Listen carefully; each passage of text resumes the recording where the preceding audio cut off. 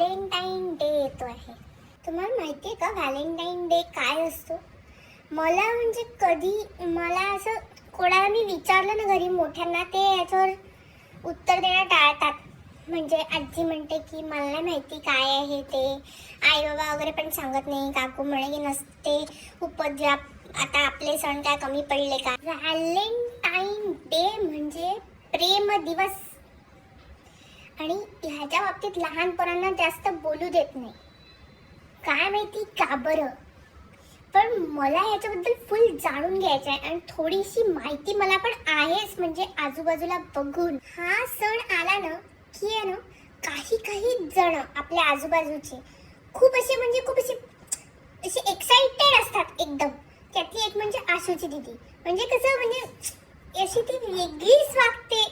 हे 10 दिवस आला की म्हणजे कसं, जसं पोळ्याला कसं बैलाचा सण असतो ना, तसे हा एक नी आशूच्या दीदीचाच सण आहे. मला असं वाटतं की ह्या सणाला एक नी लाल रंगाचं खूप जोरदार महत्व आहे.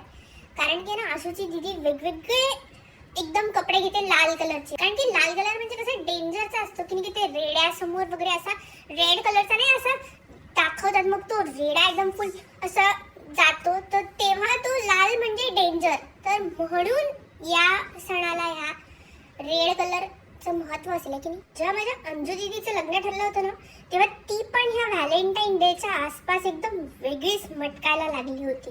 आणि एक त्या दिवशी जिजूनी तिच्यासाठी खूप सारे लाल फुलं पाठवले होते.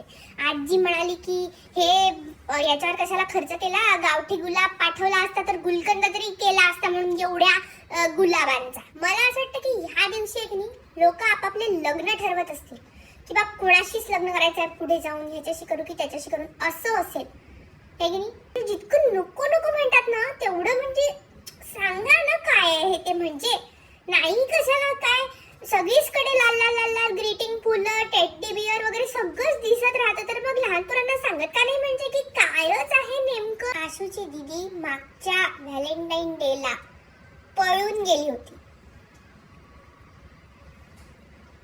कोणाला सांगू नका, पण मला आशूनी स्वतःच सांगितलं आणि मी पण कोणालाच नाही सांगितलं, फक्त घरी सांगितलं सगळ्यांना.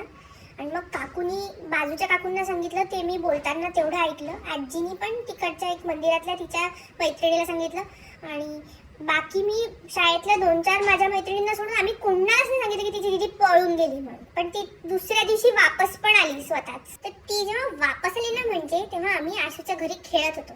तिची मम्मी खूप टेन्शनमध्ये होती आणि कुठे कुठे फोन लावून कोणाकोणाशी बोलत होती. तर तेव्हाच तिची दीदी वापस आली. तर मी येताना तिला पाहिलं की खूपच म्हणजे आरामात आली एकदम. सगळे म्हणत होते ती पळून गेली, पण ती आली एकदम चालत व्यवस्थित आणि स्वतःच्या रूममध्ये गेली. आणि आहे ना, मग तिने दरवाजा बंद करून टाकला. मग मला ऐकायचं होतं, म्हणजे असं म्हणून नाही, मला काही करायचं नाहीये, मला काहीच करायचं नाहीये, पण म्हणजे की काय सुरू आहे बा असं म्हणून. तर आशू म्हणे की आपण इकडेच खेळू म्हणून. आशूला काही समजतच नाही, म्हणजे बावळटच आहे थोडी ती. तर मग म्हणजे मला काहीच ऐकू आलं नाही. फक्त त्या आंटी ज्या आहे आशूची मम्मी, त्या तिच्या रूममध्ये गेल्या आणि मग त्यांनी दरवाजा बंद करून टाकला. आणि मग त्यांनी बहुतेक तिला झापलं खूप, पण आहे ना त्याच रडत बाहेर आल्या. आणि थोड्या वेळाने आशूची दीदी बाहेर आली. ती एकदमच म्हणजे व्यवस्थित नॉर्मल होती, माझ्याशी बोलली पण नेहमीसारखी. आणि पळून गेल्याबद्दल तिने मला काहीच सांगितलं नाही. खरं म्हणजे मला तिला विचारायचं होतं तिचा अनुभव पळून जाण्याचा. म्हणजे कसं निबंध वगैरे जर उद्या शाळेत लिहायला सांगितला